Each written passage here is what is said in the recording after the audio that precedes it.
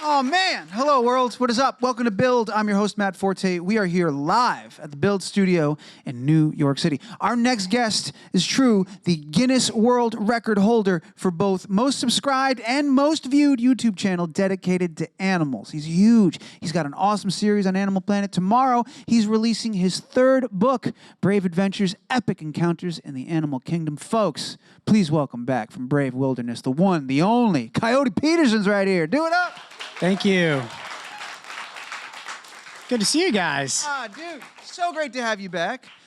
Congratulations. Before we spoke, last time you were here, it was before the Animal Planet deal, it was before so much. And it's been such a crazy time. It must be amazing to be you right now. I've also gone through a lot of pain between the last time I was here and now, but it was well worth it. Educated a lot of people about a lot of really cool creatures. But yes, it has been a wild ride since 2017. You've been very busy. Very busy. I'm really excited to talk to you about this book. I feel like I read very early in this one, you were saying you knew you were going to do another one almost as soon as you finished the first one because people were asking for more. Did you know that you had one in you? You knew the demand was there, but did you know that you could do it? It's not easy writing a book.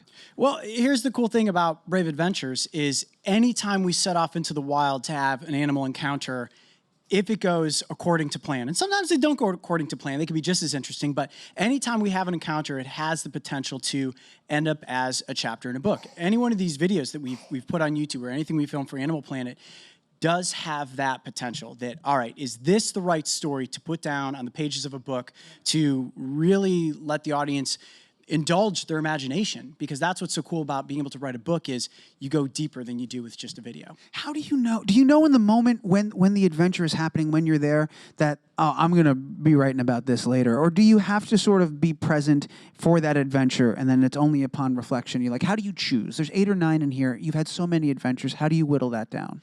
That's actually a really great question. And all of them, as we get started, I'm thinking, okay, is this encounter going to happen? Is it going to happen to the magnitude that will allow me to write not only a great episode, but then also a great chapter? So we know right away when it's happening. And I'm writing the episodes that you guys are seeing on YouTube or that you will see on Animal Planet. I write all of the scripts. So then when it comes to chapters in a book, it's just a matter of expounding upon what that encounter was. So yeah, I know it right in that moment. And once you have that initial encounter, that big climactic moment where like, yes, we got that on camera, I know right then and there that's got the potential for a chapter. It's gonna be a good one. Yeah. Are there some, like, I feel like reading this, it's obvious, like when you experience the orcas or your time with the lion, like those, you know, right? But are there stories that until you sit down to go back and kind of take stock of everything, when you look at it and you reflect, you go, oh wow, that was a much bigger moment in my life than I realized. Let me put that in the book too. Like, are you ever surprised when you go back?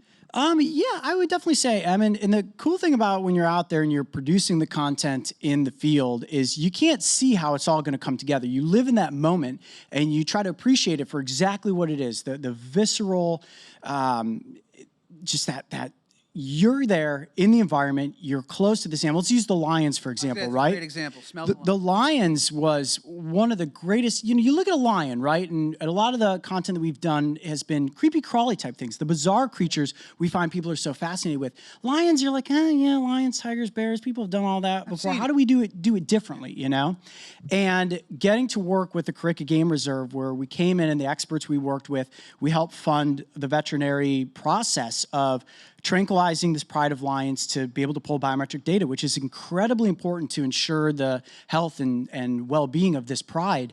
And until you get that content into post-production, you don't know that the episode's going to come together. And that's, for me, the funnest part is actually writing what I remember happening in the field and getting to put that on paper, not only for the episode, but then, of course, when I can dig deeper and make it a book chapter. I was always curious, and I imagine with the world record and with the millions of views and all that stuff, as you've grown in popularity, this has gotten easier. But you've been passionate your whole life. That's apparent. This is something you always wanted to do. But your academic background is in filmmaking. Was it ever challenging in the early days of getting people to allow you access, bring you to see the lions, take you serious and things of that nature? Because, oh, he's a filmmaker. He's not a zoologist or anything like that. Was that ever a hurdle you had to like overcome or prove yourself? No, not necessarily. By the time we did the lion content, for example, the channel was well known enough where it's like, cool, let's do this. This is going to make a great conservation piece for this game reserve. But early on, what a lot of people don't realize is that, yes, my background is actually behind the camera. So getting in front of the camera to host shows was never originally a part of the equation for me going through school and then starting a business and realizing, okay, I want to create an animal adventure series.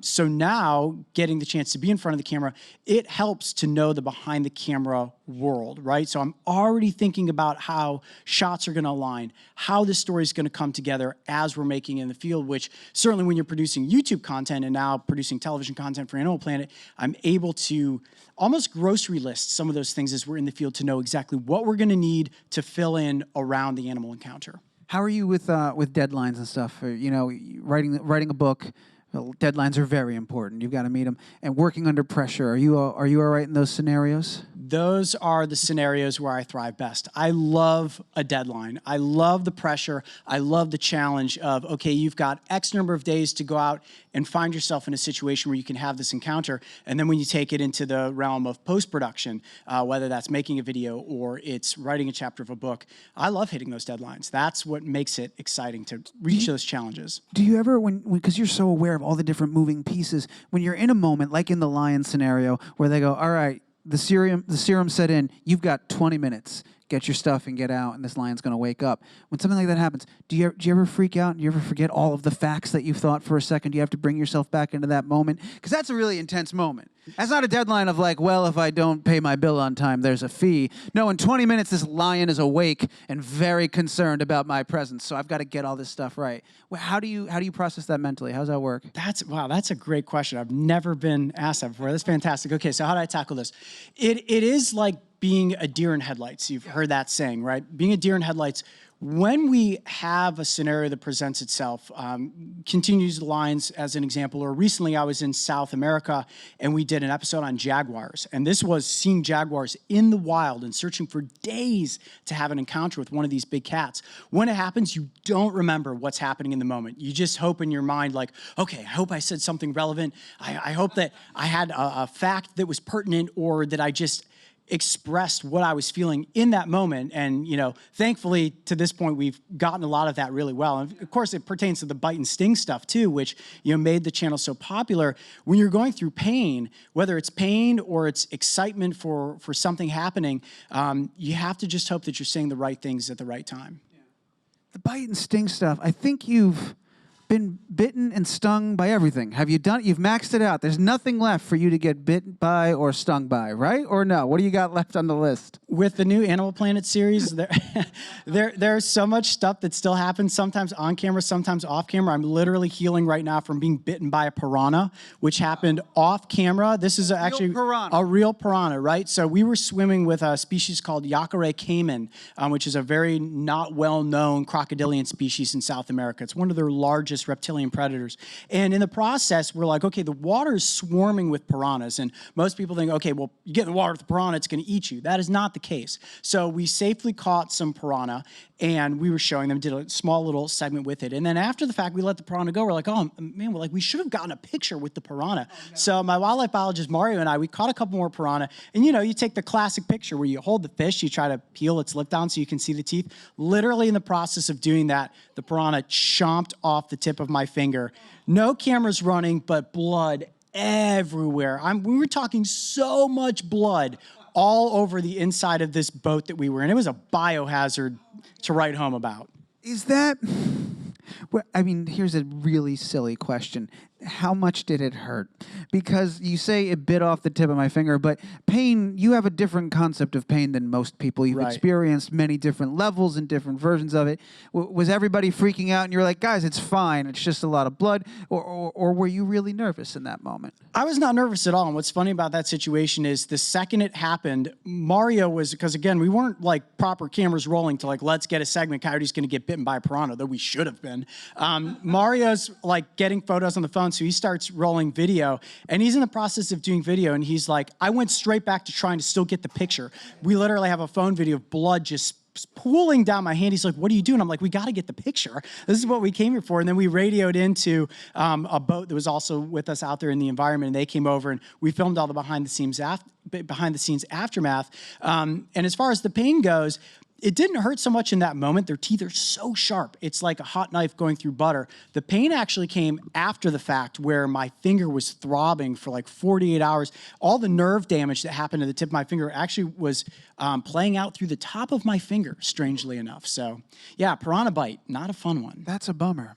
There's, I want to go back to the book. We're going to also come back to the biting in a minute because I had another question about that. But that reminds me of, not to keep harping on the lions thing, but it's another great example of every one of the chapters more or less starts with sort of tying back into maybe a lesson or a way in which this adventure sort of impacted you and your team. And the lion one, smelling the lions, about being present, about being in that moment. After you've had that moment with a 400-pound lion, how do you find that moment in regular day-to-day life? That's an extraordinary moment to have that realization. What's crazy about lions is they're so much bigger than you really think until you see one, and it's such a beautiful animal and in a tranquil state, right? Where it's asleep, it doesn't feel any pain, there's nothing negative happening to the lion. This is a part of its medical process, and it's so big. And when you're next to it, it's like a horse laying down. But the smell of a lion, like, I don't know why I chose to like stick my face into the mane of a lion. I mean, when else are you going to be in the situation to actually smell a lion? But trying, like you said, being present in that moment for me was so important because it's not just what happens in that moment, but it's about the story that you take with you, a moment and a memory that you'll never forget. And when will I ever be in that situation again? Hopefully not on the wrong end of a lion attacking me. It's the last thing I smell. But yeah, it was an unforgettable experience. And to help contribute to the research that the Carica Game Reserve was doing was very important for us. Talking about formative experiences, there's in the beginning of the book, you talk about when you were young, you would kayak on your own. I think it was Middle Bass to North Bass. Am I getting that right? And you used to go out there, and that's kind of like the first time you were exploring and whatnot. What do you remember about the first time you made that trip out to that island on your own? Pure adventure, right? There are so few places on our planet where you can truly say, all right, I'm getting into a boat and I'm going to row somewhere where I know there are virtually no humans. So most people don't even realize there are islands in Lake Erie, right? So our Great Lakes have a series of islands. The Erie Islands, one of my favorite places to explore. And North Bass Island has given so much to what has become my career. That was one of the first places I did exploring. You've got this snake species that most people have no idea lives on the face of our planet. They can only be found on the Erie Islands. So when you hear Journey to Snake Island, which that chapter's titled, you're like, he must be in some exotic land. No, this is just off the coast of Ohio in Lake Erie.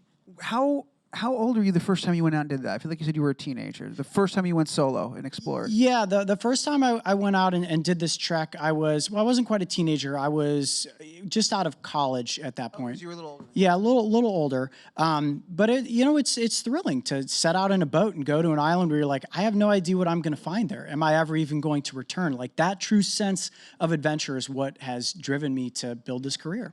Yeah, I was asking about age because I was always curious about like how young you were when you started and how like your parents thought about you going out and just like exploring and seeing that you had this drive to go be out there and see the world. Were they always supportive of this passion? You had your whole, I know you had zoo books, so that they were supporting you at least in that way. Yeah, for sure. So what do they think about as you were getting older and they're like, man, he really loves this? Very supportive. So I see a lot of a young audience here tonight. Like it's so special for kids to realize that exploration doesn't have to be to a remote island. It doesn't have to be to the Pantanal in Brazil. It can be right in your own backyard. And any adventure for you as an individual is defined by the experience that you're going to have, right? You can go out like you, right? You're going to go out tonight into your backyard maybe and find a toad or a salamander. And that's a memory that you're going to keep with you your entire life. And my job as an educator and somebody who's excited about animals is to encourage the next generation to start in your backyard. And as you get a little bit older and a little more responsible and your parents trust you to go just a little bit further, you'll push that envelope to have your next big adventure. And you've certainly been on a lot of big adventures. There's another one in here when you had to climb the tree to get the monitor. It's a great story. Sounds like it was really brutal, though, in terms of like you're climbing the tree, he's digging into your arms. And I was reading that, and I was like, have you ever been in the middle of one of those really intense moments and thought, what am I doing? This hurts a lot. This is intense. Is this worth it? Well, here's the funny thing about the sand monitor and the catch of that lizard. We went to Australia for the first time to track down a monitor lizard. Like I'm obsessed with monitors, right? They're the coolest lizard species that's out there. And we searched for days, and they're so fast. They're so tough to get close to. And when we had spotted this monitor basking within the middle of the road, and it took off, and we chased it and went up a tree, I had virtually no hesitation to say, okay, this lizard's in a spot where if I can get up in that tree, I might be able to catch it. So I just straight went for it. Didn't think about it twice, and I knew that if I didn't manage to get this lizard, we didn't have the episode. And the most painful part was definitely coming back down the tree. You can imagine straddling a tree and what that scraping maneuver might be. It was a little rough, but we got the lizard, we got the episode, it turned into a book chapter, and it's one of my greatest animal encounters to date. And when you're on the other side, there's never any regret. Like it's always worth it, whatever it is in that moment. But because you got the story and you're able to communicate with people more about this lizard and stuff like that, that makes it all worth it for you, right? Absolutely. I mean, most people say, okay, a monitor lizard, I don't know what that means. You know, is it a Komodo dragon? Is it a thorny devil? Like, what is it? And until you see one of those lizards and you realize how beautiful these animals are, how intelligent they are, it creates a new sort of fascination. And it could be you sitting right here, right? You may not know what a monitor lizard is, or maybe you do, but you may go read this book, read that chapter, and say, this is my new favorite animal. And that may inspire you to take a journey or a direction in your life that turns you into a field herpetologist, where one day you're going out tracking these animals to collect biometric data to promote conservation. That's what's so important. We've only talked about a couple. There's so many great stories in this book, and the illustrations in here are really awesome too. What's the story behind those? Where'd those come from? My mom. Your mom did? No. Yeah, for real. So my mom is an incredible artist. So anybody who's out there that's like, I don't really know if I trust my mom to do these things, I have an amazing relationship with my mom. She's a phenomenal artist, and she did all the interior illustrations for this book. And what's different about the illustrations is, you know, with a book like The King of Sting, which was the last book, we've got a bunch of, great color illustrations. But with a book like Brave Adventures, I feel it's very much about exploring your imagination. We don't want to give you too much. We want to give you the black and white illustrations that you recognize from the episodes, but allow the words on the page to truly lead you on the story. The whole book, there's even a great little detail around each page that almost looks like an old weathered map, or like you found this old book of stories, and then those sketches just add to that. It's just really cool, and I have no idea that was your mom. That's amazing, dude. That's so cool. I would say the best thing to do with this book, if you pick up a copy, is to actually take it outside, let it sit out through a rainstorm. Let that thing get absorbed into the environment, and then go break it apart in those pages, because that's what's cool. You're right. I'm glad that you noticed those little details, the weathering around the edges. This is a book to beat up, right? This is not a book to be like, all right, I'm just going to keep it on my shelf and keep it pristine. Take it outside. Take it on an adventure. Throw it in the mud. Let it clunk up with the gunk, and then when you open it up and you start reading it, it becomes even more real. Very cool, man. And this is your third. And you got another one coming a little bit later in the year, a fourth book as well.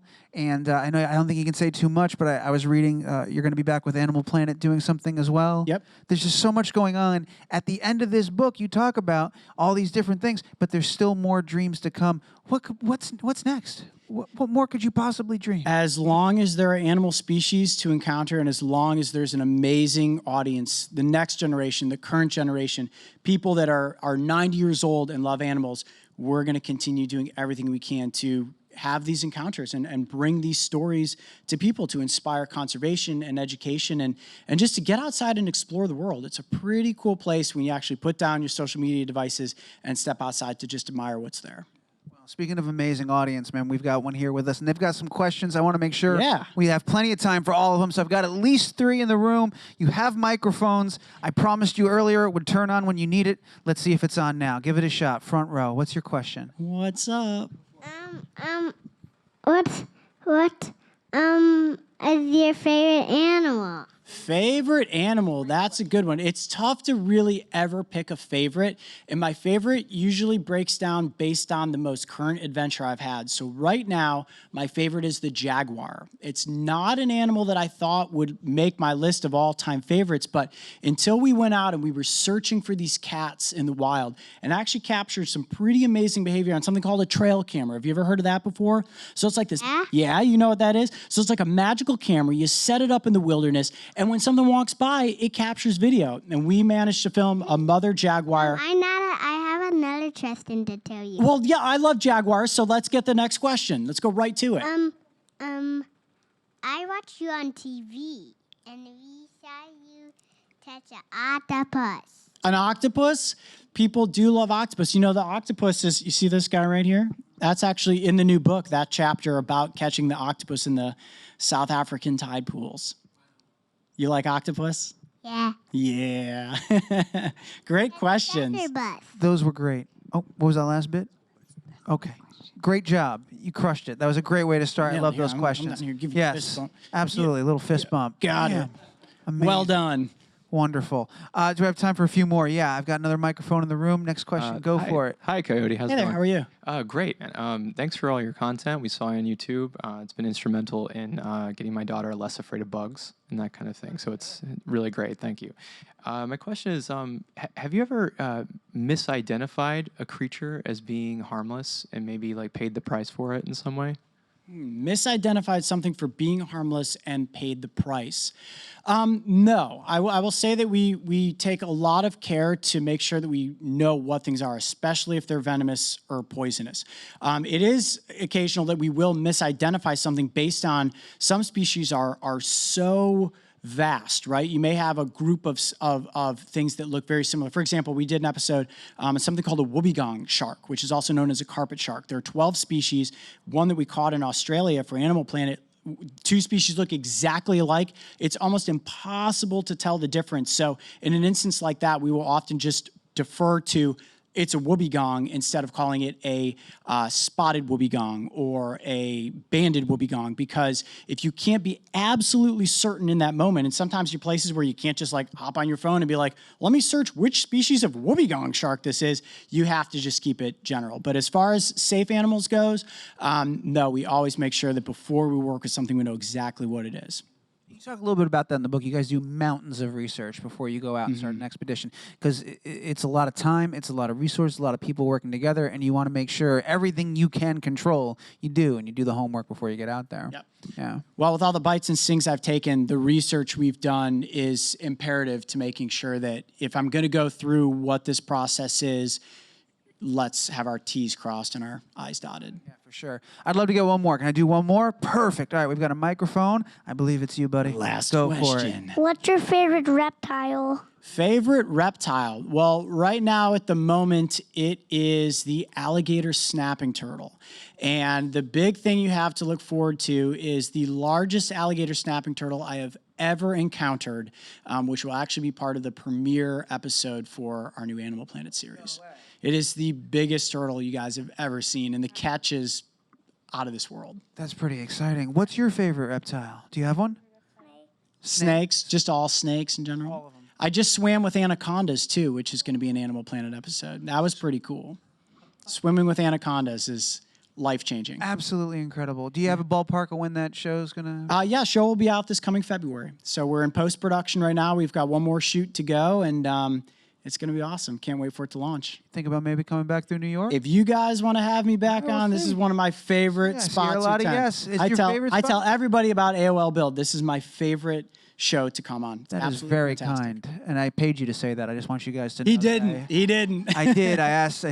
Thank you so much for saying that. I really appreciate that, man. I love having you on. I love talking to you about all your adventures. Congratulations on yet another awesome book. Thank you. And congratulations on this amazing, huge show. I want to thank everybody for being here and hanging out with us. You were a great audience. You had great questions. You should be very proud. And if we're thanking people, I think it's only right we thank our guests. Everybody, do me a favor. Make a ridiculous amount of noise. The great Coyote Peterson right here. Thank Give it you, up. guys.